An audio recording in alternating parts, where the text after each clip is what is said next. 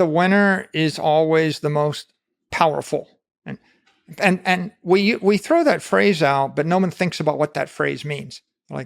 Like who's the most powerful, or the most powerful side won, but they don't think about it. And they think about power, energy delivered in a period of time, and then you think a guy with a spear is more powerful than someone with their fist, and someone with a bow and arrow is more powerful than the person with the spear. And then you realize that somebody with bronze is more powerful than without, and steel is more powerful than bronze. And if you look at the Romans, they persevered, with artillery, and they could stand off from 800 meters and blast you to smithereens, right?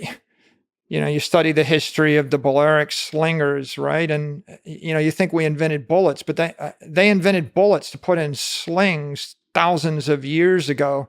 They could have stood off 500 meters and put a hole in your head, right? And so there was never a time when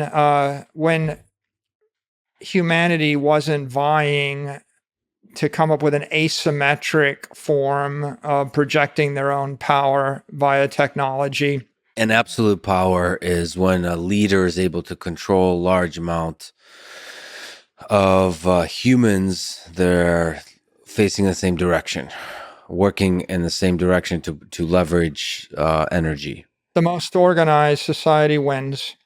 Yeah. When the Romans were dominating everybody, they were the most organized civilization in Europe, and as long as they stayed organized, they dominated. And at some point, they overexpanded and got disorganized, and they collapsed.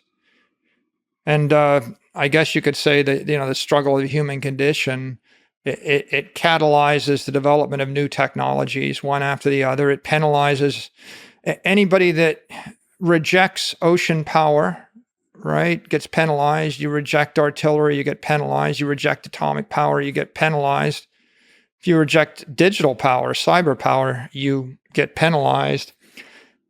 And the underlying control of the property keeps shifting hands from one institution or one government to another based upon how rationally they're able to channel that energy and how well organized or coordinated they are. Well, that's a really interesting thing about both the human mind and governments, that once they get a few good, and companies, once they get a few good ideas, they seem to stick with them. They reject new ideas.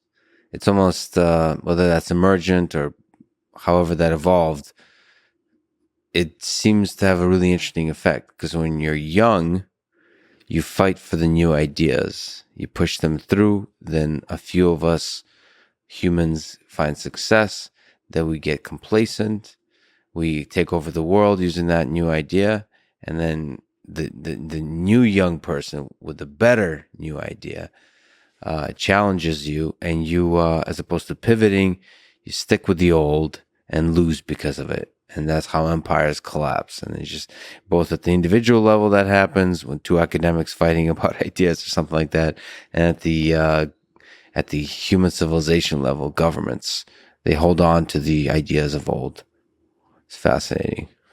Yeah, an ever persistent theme in the history of science is the paradigm shift. And the paradigms shift when the old guard dies and a new generation arrives, or the paradigm shifts when there's a war and everyone that disagrees with the idea of aviation finds bombs dropping on their head, or everyone that disagrees with whatever your technology is has a rude awakening. And if they totally disagree, their society collapses and they're replaced by that new thing.